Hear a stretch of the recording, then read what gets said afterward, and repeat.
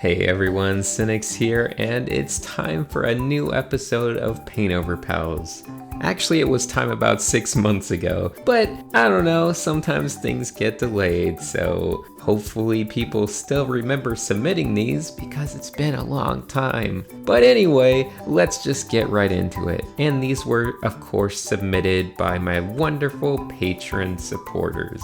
Up first, we have a drawing by CHERIE. And let's see, what do we got here? Well, the ear looks a little bit off. Well, some anatomy can be tweaked. That hand is definitely a bit of an issue. I don't think the pinky goes to the wrist like that. And some clothing fold stuff. I guess we'll try to make the line art have a hint of lighting in it. You gotta use the darkest parts of the lines in the shadows and the lightest, thinnest lines in the highlights, not the other way around. Anyway, a quick draw over can solve a lot of these things, so I'm just going to lighten it up and do a quick sketch.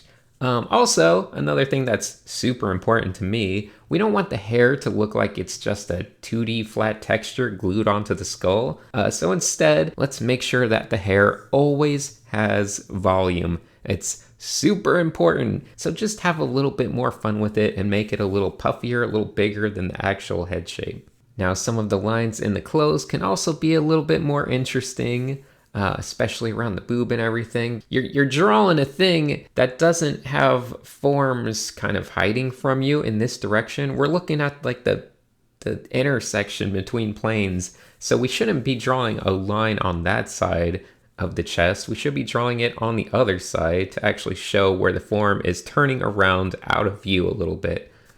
So we can fix up some of that stuff, make some of the folds a little bit better. And I think the last thing that really sticks out to me is just that bird. Now there's a couple things, obviously I mentioned the hand, but when you're holding a bird on your arm, you kind of want to brace your arm a little bit more so it feels a little bit more flat and stable, so we can just adjust the pose just a little bit. If you have your arm at an angle like that where it's very sloped, birds tend to hate that, so they'll just try to climb and climb endlessly as long as there's a slope in front of them. You can get them to have some exercise that way. Other than that, let's see. The bird can have just a little bit more flowing shapes going on. We never want to feel like there's a disconnect between the head and the body. We want to make sure that the shapes just flow continuously and interestingly into the different body parts. So just a little bit of that, and for the most part, I think we're okay. I added just a little bit more simple hair dynamics into the ponytail, whatnot. But yeah, it's just a matter of beefing things up a little bit, making things look like they have a little bit more mass, and just kind of keeping them simple otherwise. So I'll just leave it there, and we can go ahead and move right along. Up next, let's take a look at this painting by Ryu. It looks like, I think this is a JoJo's character, if I can know my stuff correctly. Although this isn't a generation of JoJo's that I've gotten up to. I think I only made it up to like the 4th arc. I don't remember exactly. Anyway, I think that border is just a hair bit distracting. I don't know how I would fix it necessarily at the top, but there's parts on the left side that feel like they just create some unnecessary tangents that I don't want to see in a border. It was leading the eye off the page a little bit, so I'm sure there's a way to do that better.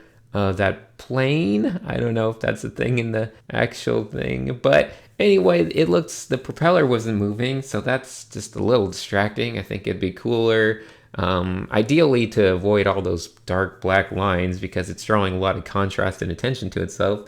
But we can at least make the propeller move a little bit. Other than that, there's just a lot of rendering stuff that can be improved. Of course, faces are like the central, most important thing to have looking good in any character image. So I'm just gonna go through and apply some basic planes of the face, a little bit more form stuff, and we'll see how that works. The eye was definitely on the bright side. And just even the shape, the jaw is coming so far down from the ear. In fact, the whole face just feels like it has weaker anatomy than the rest of everything going on. We can do that, and I feel like the next step is possibly to get away from having hard edges everywhere. Of course, I mentioned that it's good to start with hard edges, But once you've established some hard edges, we need to start blending out and focusing on which edges are going to be hard and which are going to be soft. So definitely throughout the shoulder and the arm, maybe some more cast shadows on different things. The hand is also maybe on the big side. I don't know if it's character trait. It kind of feels like yaoi hands, so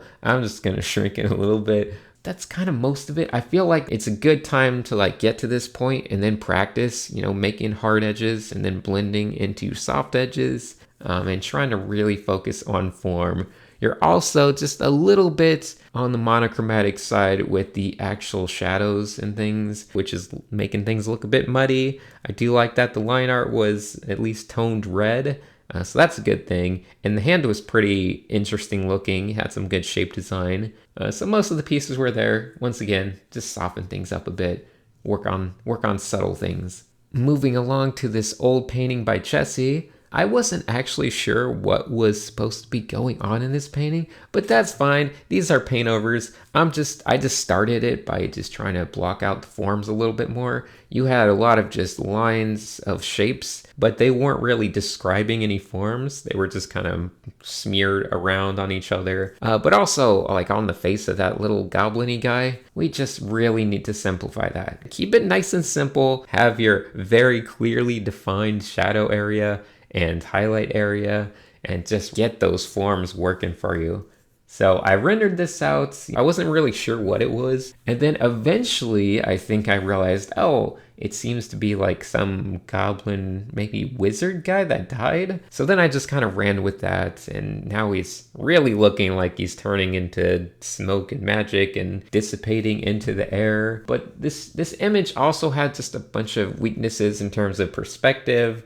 And the background was just kind of floaty. It wasn't really clear where the bottom was and the ground and where the walls were or where the background was. I don't know. I was just confused by everything. So a lot of just quickly simplifying colors, maybe taking it back a little bit. It's important that backgrounds are there to complement the things you want to look at. So always treat backgrounds as a complemental feature. That's complemental. I don't think that's a word. That's fine. So for instance, if you have a bright thing like the top of this little goblin guy's head, make sure there's like a dark figure behind it so it makes it stand out even more. Play around with values and everything until you get something that feels like it's just popping off the page and has some interesting different color areas and value areas. All right, anyway, I don't know if I captured what you were going for, and that's kind of how I do these paint overs. I try to really focus on capturing the vibe and the emotion or whatever that people were going for. Even the style, I try to stick to the style I think you were going for. I think it works out okay. Let's see, up next, let's take a look at Jacob STURK. He is, I think, my longest running Patreon supporter. Jacob has been like the #1 supporter for the longest time. And man, this guy is like ready to get a job. You hear that, people?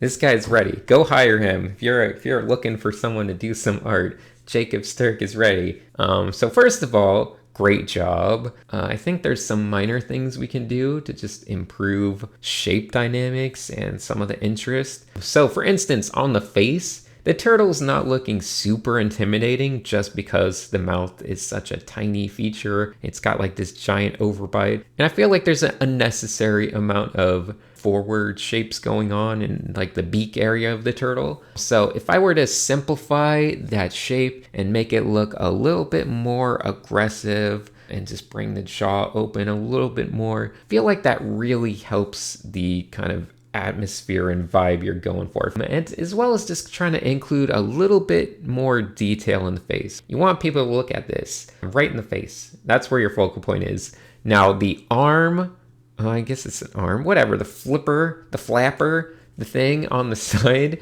that looks amazing. I love the shift. You get those yellow tones into those blue tones. Even the detail density changes where it's like loose strokes and then very defined stuff. That looks amazing. I'm very, very happy with that. Anyway, that little scuba diver guy, he can have a little more color and stuff and maybe a little more lighting.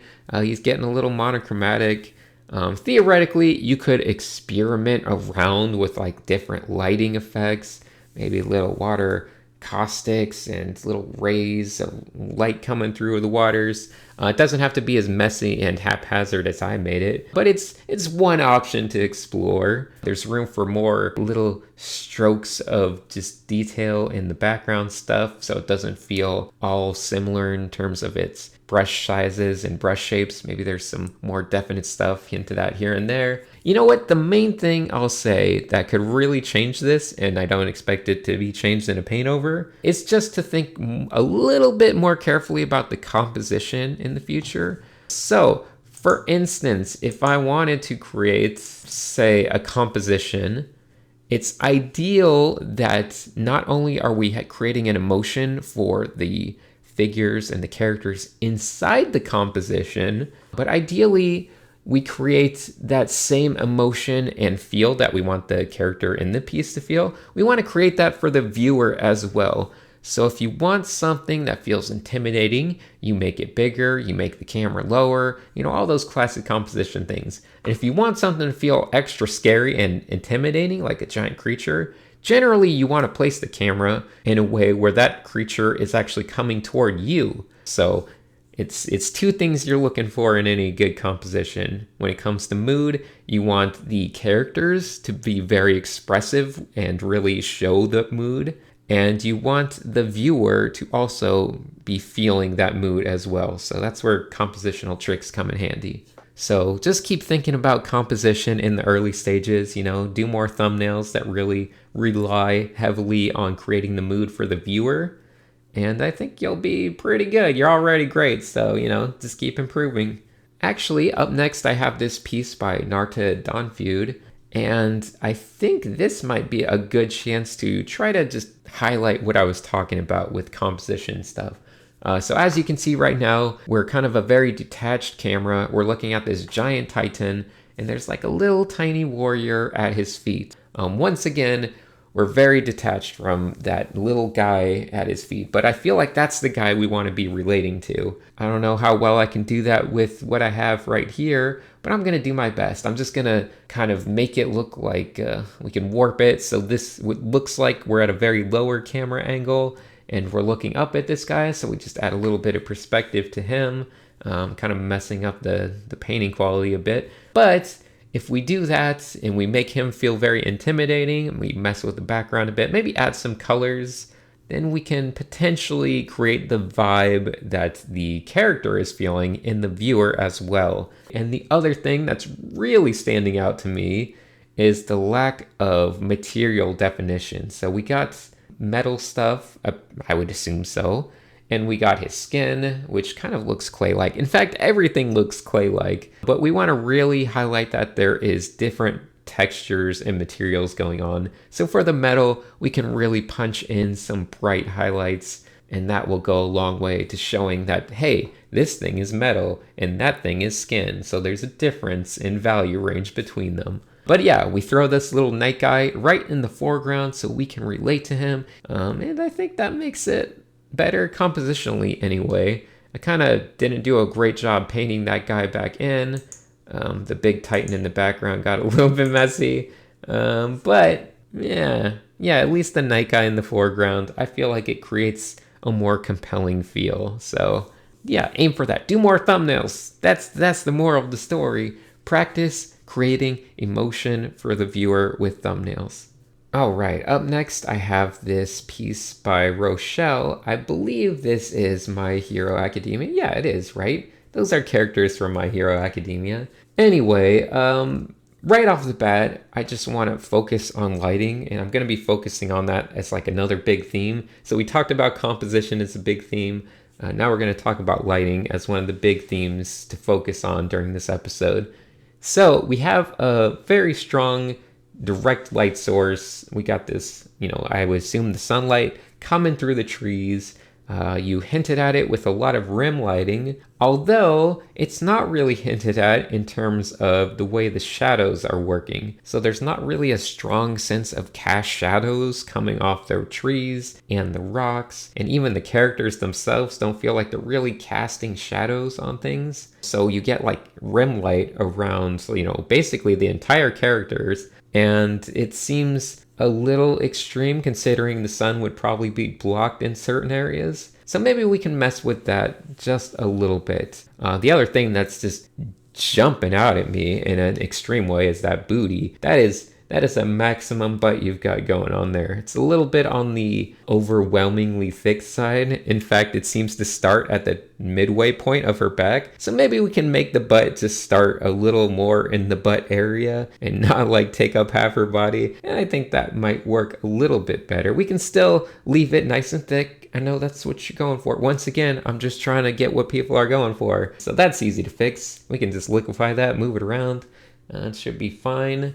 The other thing, I think it's a good idea to actually, let's go back to what we said about composition. So right now, we got the two characters. They're basically equal distance from us, the viewer. If we were to say really draw the attention and put the camera a lot closer to the foreground character, then it would create a little more depth and create a little bit of a better composition.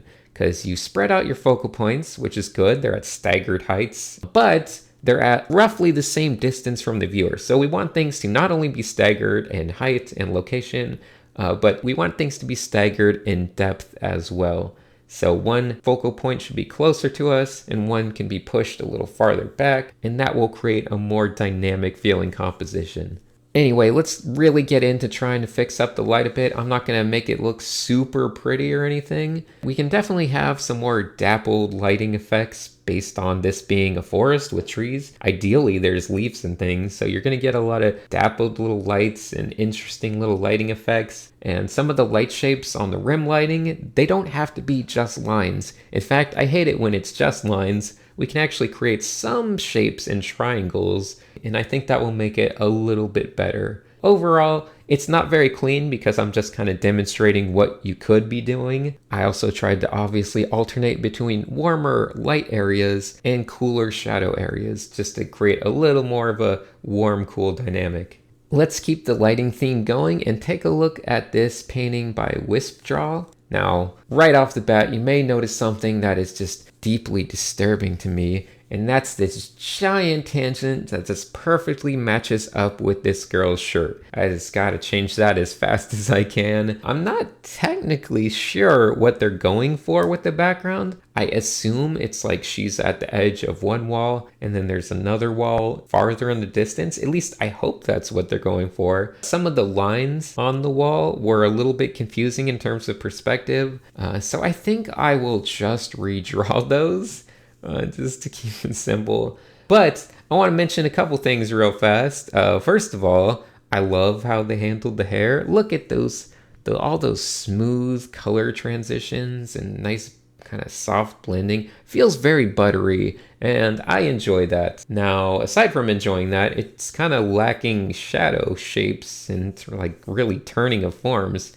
So we're just gonna try to add shadows. That's the main thing we're gonna do. We're gonna refocus the highlights a little bit and just add a bunch of shadows. So we can have a cast shadow against the wall here, and then let's see, we can just try to create a bunch of form shadows going around the face and the arms and just everything here. Aside from that, we're not just creating shadows, we want to create more highlights. So you have this little like stronger direct light being poured on the arm. So maybe we can carry that through onto the rest of the body just a little bit. And anytime where we got like a piece of cloth that might be backlit a little bit, we can really highlight it and make it look transparent, a little bit of translucency, a little bit of subsurface scattering effect going on there, just to make it look way more interesting and really capture people's attention. I think those are the main things we're going for, and it should be a relatively easy fix. Yeah, there's a couple parts on the face where you're definitely relying a little bit too heavily on lines. So you need to pick one. Either you can do something that's very line-based and you're just gonna rely on lines, or ideally, you're just gonna rely on shapes and values and colors and not on lines at all. There you go. I don't know exactly what you're going for with certain aspects, but you know, these are just some things to think about that could make it a lot better. A little bit more definite lighting can really go a long way. Oh, you know what? Speaking of direct lighting, I also have this piece by Yellow. Now this piece looks pretty good. I think the character is, nice looking. It looks like they spent a lot of time making this look polished and finished. It's an ambitious piece. You got a full background with a strong focus on a character. But I will say, I think the lighting that's, set up in the background isn't quite carried through as nicely as it could be. But luckily, I think we could fix this fairly easily. So obviously light doesn't just, go a certain distance and then die out. But in the bottom part, that's kind of what feels like is going on, which is really weird. It doesn't really make sense logically to me anyway. Let's see. Ideally, yeah, that guy is definitely getting lost. I was trying to make sure it's not like a good compositional choice, but that character, the back half of them, is just completely getting lost into the blue shadows, and it's not standing out as much as I think it should or could. But first up, let's just try to fix some of these shadows of everything, all these cast shadows. It's nice that you're making it very dramatic with long cast shadows, so I'm just going to continue through with that. Only I'm going to try to make the lighting not die off suddenly. They'll die off eventually, but not that easily. A lot of the angles that the shadows are being cast at on these posts and things doesn't seem to line up. So we got to try to make that more consistent, make some of the highlights on top of roofs and buildings a little more consistent, and make it like a little logical puzzle. I actually enjoy doing stuff like this because it is like a little puzzle to solve. You got to kind of try to imagine what would be getting hit by light, what wouldn't. But of course, the most important part, this character over here,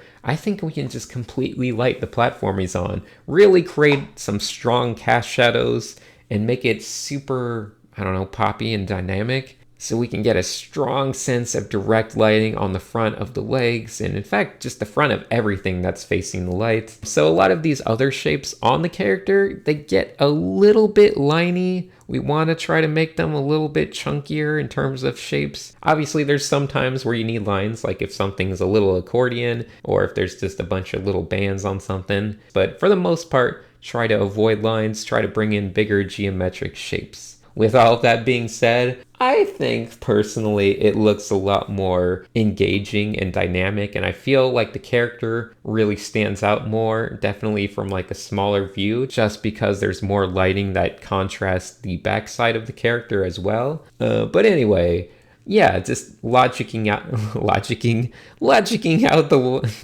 I can't even say it. Logicking out the lighting will make it a little bit better. Let's see, what else do we got? I have an Overwatch painting here by Sketchy Sally. I think for the most part, this is looking pretty good. There's a little bit too much of a reliance on lines. Once again, it just feels like it's not finished yet. Let's see. Yeah, we're gonna try to smooth out some of those lines, bring in just a little bit more hue variation, especially punching up some of the reds in the shadows, kind of making things pop a little bit more, maybe a little bit more ambient occlusion on different parts. And I don't know if it's necessarily part of the character, but I just feel like the hair shape can be a little bit more dynamic. So I'm just gonna make a couple pop-ups in the hair that feel a little more interesting, so it's not quite as just round on top. And other than that, it's mainly just a matter of going around and just polishing stuff up at this point. But the armor is the number one thing that really needs to be polished up. So obviously everything's value range is looking pretty similar right now. You got the metal stuff looking in a similar value range as the glove and the cloth. So we need to go extreme with that. We want to make things look reflective. I feel like Overwatch is pretty high chroma with a lot of their kind of overall looks in the feel, and especially reflections. I feel like they go pretty strong with some of the lighting. So in that regard, we can definitely have a lot more fun with the lighting and bring in blues and warmer tones, make sure everything's reflecting off everything else. You can try to, once again, logic it out and try to figure out where the light rays are going to be reflecting and what parts are going to be reflecting on which metal parts, and just kind of having a lot of fun with it. Other than that, let's see, the glove material, that could be a little more interesting as well. You're close on that one, but I think there could be a couple more shapes definitely around the wrist. We've got to show those folds in the fabric. Now, there's definitely room for a lot more just effects-oriented stuff. So her shield, I assume that it's like a blue kind of space shieldy, invisible force field thing going on. So we can definitely imply that by just adding a little bit of glowy bits on it.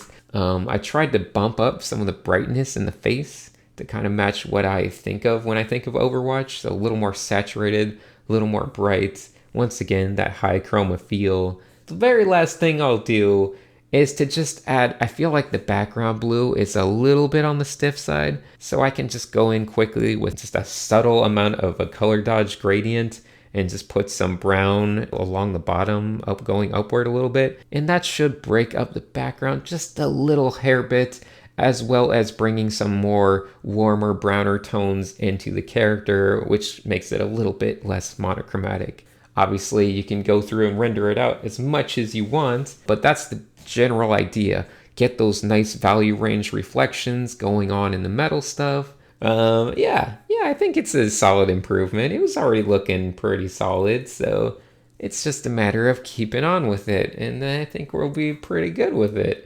Oh boy, I think the last one I have for you guys this episode is by WANDERWAYS. They have this knight wizard character, something. They got a shield and a magic wand.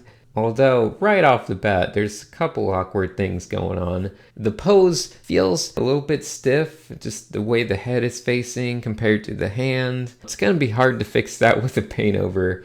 I'm gonna try, but also the torso length compared to the legs, and the legs have like this weird curve to them, like where they're just curving in strange ways. So all of that is just messing with my brain a little bit, but I think I can actually fix most of this just by liquefying. So let's see, I'm gonna first cut out that hand and try to mess around with other placements. But for the full body, I can just liquefy this with reckless abandon until I get some proportions that I find a little more balanced and appealing. There's definitely room for a little bit more detail-oriented stuff in like the leather straps and the fasteners and the connections in the leather. The face and head are definitely an issue as well. So that crown thing is just giant compared to her face. It makes it feel like her head must be super, super wide. The draping is also messing with me a little bit. There's a lot of similarly sized folds going on. Not much shape hierarchy, but even some of the facial features feel just a little bit off. So once again, I can liquefy those, luckily. And I'm just gonna liquefy the face around until it looks something more reasonable, that the nose isn't so detached from where the eye sockets are, and the mouth just feels a little bit different, and the whole head feels a little bit more shrunk down. And yeah, I think that wasn't that bad. I think for the most part, even just all these minor changes in proportions done with the liquefy makes a huge difference.